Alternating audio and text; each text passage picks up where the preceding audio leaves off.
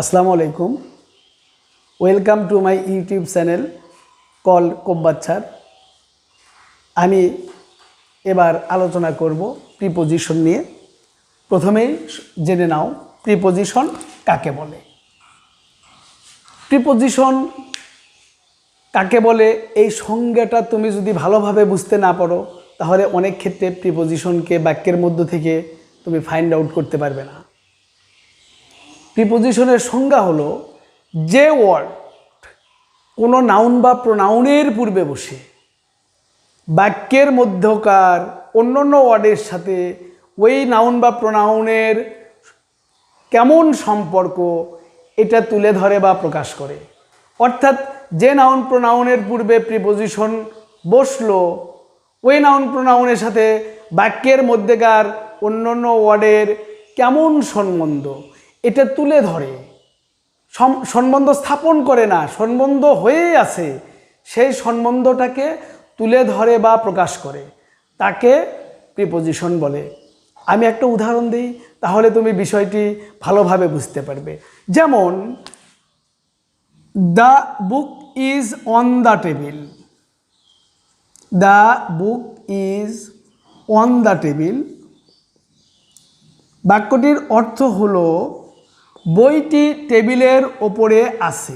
এই যে অন, এটা বসেছে টেবিল নাউনের পূর্বে।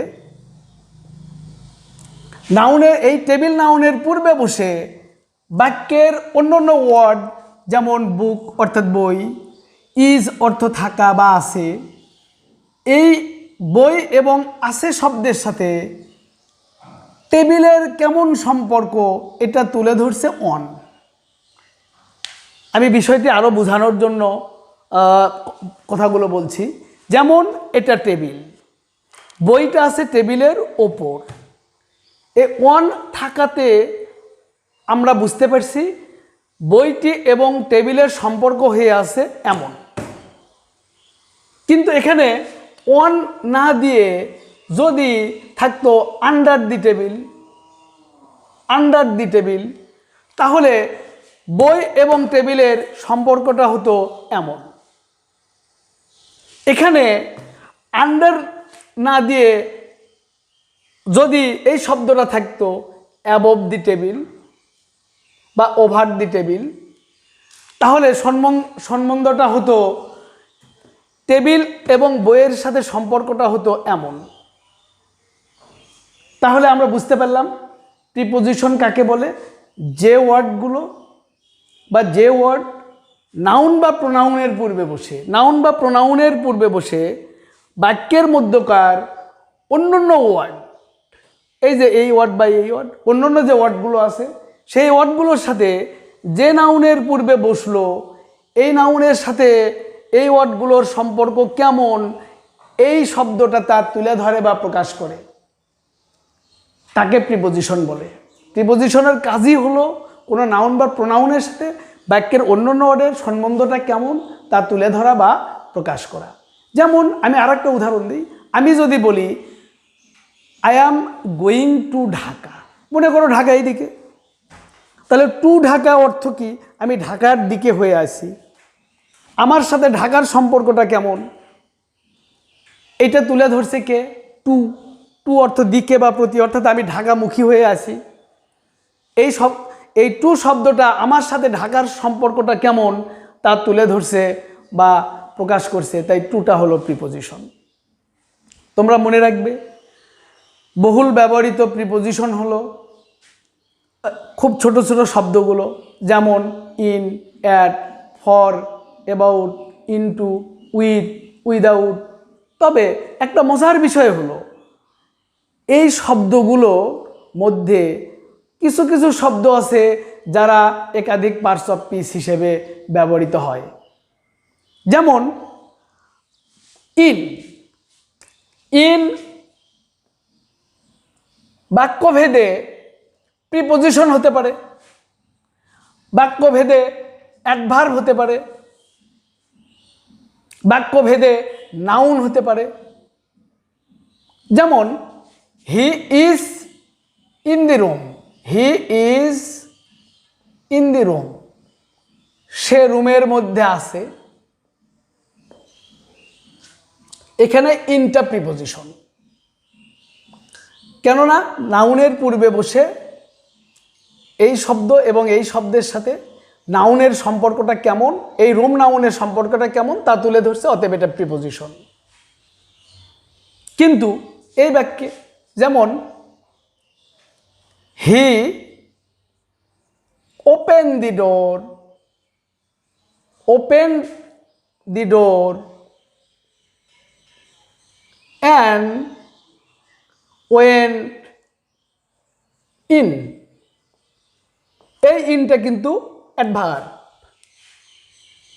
এই ইন কিন্তু প্রিপোজিশন নয়।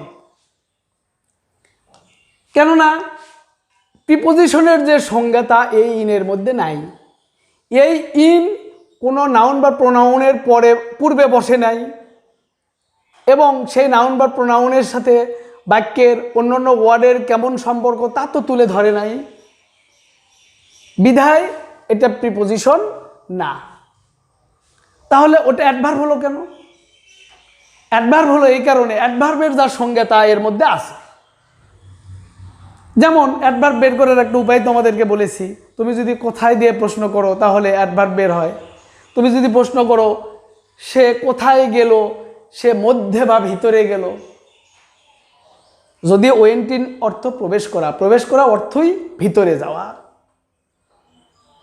অতএব এটা অ্যাডভার্বের সংজ্ঞাটা এর মধ্যে আছে, অতএব এটা অ্যাডভার্ব। তবে সব প্রিপোজিশনই অ্যাডভার্ব হিসেবে যে ব্যবহৃত হয় তা না। কিছু কিছু প্রিপোজিশন অ্যাডভার্বও হয়, প্রিপোজিশনও হয়। আবার কিছু কিছু প্রিপোজিশন অ্যাডভার্ব হয়, প্রিপোজিশন হয়, নাউন হয়, অ্যাডজেক্টিভ হয়। যেমন ইন, এই প্রিপোজিশনটা, ইন এই প্রিপোজিশনটা প্রিপোজিশনও হতে পারে, বাক্যভেদে অ্যাডভার্ব হতে পারে, এমনকি অ্যাডজেক্টিভও হতে পারে, আবার নাউনও হতে পারে। তবে ফর, FOR ফর, এইটা কখনোই অ্যাডভার্ব হবে না, প্রিপোজিশন হবে, কিন্তু অ্যাডভার্ব হওয়ার কোনো সম্ভাবনা নেই। এজন্য আমার একটি প্রবল ইচ্ছা রয়েছে আগামী দিনে কোন কোন প্রিপোজিশন অ্যাডভার্বও হয়, প্রিপোজিশনও হয়, আর কোন কোন প্রিপোজিশন শুধুই প্রিপোজিশন হয়, অ্যাডভার্ব হওয়ার কোনো সম্ভাবনা নাই। আবার কোন কোন প্রিপোজিশন অনেকগুলো পার্টস অফ স্পিচ হতে পারে, নাউন হতে পারে, ভার্ব হতে পারে, অ্যাডজেক্টিভ হতে পারে, অ্যাডভার্ব হতে পারে, আবার প্রিপোজিশনও হতে পারে। এটা নিয়ে আমি একটা ভিডিও তৈরি করব ইনশাল্লাহ। এখন আমরা কনজাংশন নিয়ে আলোচনা করব। কনজাংশন কাকে বলে? কনজাংশন হলো এমন ওয়ার্ড যে ওয়ার্ড দুই বা ততোধিক ওয়ার্ডকে অথবা সেন্টেন্সকে সংযুক্ত করে, দুই বা ততোধিক ওয়ার্ড বা সেন্টেন্সকে সংযুক্ত করে, তাকে কনজাংশন বলে। যেমন I eat rice and bread, rice and bread, আমি ভাত এবং রুটি খাই। এখানে রাইস একটি ওয়ার্ড, ব্রেড একটি ওয়ার্ড, এই দুই ওয়ার্ডকে সংযুক্ত করেছে কে? অ্যান, অতএব অ্যান একটি কনজাংশন। আবার দুটো সেন্টেন্সকেও কনজাংশন সংযুক্ত করতে পারে, অর্থাৎ কনজাংশন দুই বা ততোধিক ওয়ার্ডকেও সংযুক্ত করতে পারে, দুই বা ততোধিক সেন্টেন্সকেও সংযুক্ত করতে পারে। যেমন আই ইট রাইস দো সুমন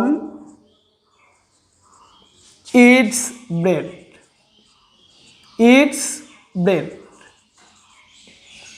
এখানে আই ইট রাইসকে যদি আমরা এই বাক্য থেকে আলাদাভাবে লিখে ফুল স্টপ দিয়ে রাইসের শেষে, তাহলে একটি সেন্টেন্স হয়ে যাবে। আবার সুমন ইটস ব্রেড, এটাকে যদি আমরা পৃথকভাবে লিখে একটা ফুল স্টপ দিই, এটা একটা সেন্টেন্স হয়ে যাবে। কিন্তু দো শব্দটা এসে এই সেন্টেন্স আর এই সেন্টেন্সকে সংযুক্ত করে এক সেন্টেন্সে পরিণত করেছে, তাই দো হলো একটি কনজাংশন। তাহলে আমরা বুঝতে পারলাম কনজাংশন দুটো ওয়ার্ড দুই বা ততোধিক ওয়ার্ড, দুই বা ততোধিক সেন্টেন্সকে সংযুক্ত করে। তাহলে তুমি বাক্যের মধ্যে দেখবে যে ওয়ার্ডটা দুই বা ততোধিক ওয়ার্ডকে সংযুক্ত করেছে অথবা দুই বা ততোধিক সেন্টেন্সকে সংযুক্ত করেছে সেটা হলো কনজাংশন।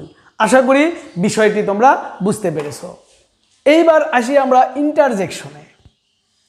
ইন্টারজেকশন কাকে বলে? ইন্টারজেকশন হলো যে ওয়ার্ড দ্বারা মানুষের আবেগ, কোনো ব্যক্তির আবেগ, সে আবেগটা হতে পারে বিস্ময়, হতে পারে আনন্দ, হতে পারে দুঃখ, অর্থাৎ আনন্দ, দুঃখ, বেদনা, যে কোনো আবেগ যে ওয়ার্ড দ্বারা প্রকাশ পায় তাকে বলা হয় ইন্টারজেকশন। যেমন আনন্দ প্রকাশ করতে গিয়ে আমরা অনেক সময় বলি হুররা, অনেক সময় বলি হুররা। দুঃখ প্রকাশ করার সময় আমরা বলি অ্যালাস। আবার কারো প্রতি ঘৃণা প্রকাশ করার সময় আমরা বলি ফাইসি। আবার আমরা কোনো কিছু দেখে বিস্ময় প্রকাশ করতে গিয়ে আমরা বলি ব্রাভো, অর্থাৎ সাবাস, সাবাস। এই শব্দগুলো ইন্টারজেকশন। কেননা এই শব্দগুলো দিয়ে মানুষের আবেগ, বিস্ময়, আনন্দ, দুঃখ ইত্যাদি প্রকাশ পায়। তাহলে বুঝতে পেরেছো যে ওয়ার্ড দ্বারা আনন্দ, দুঃখ, বিস্ময় ইত্যাদি প্রকাশ পায় তাকে ইন্টারজেকশন বলে। আশা করি বিষয়টি বুঝতে পেরেছো।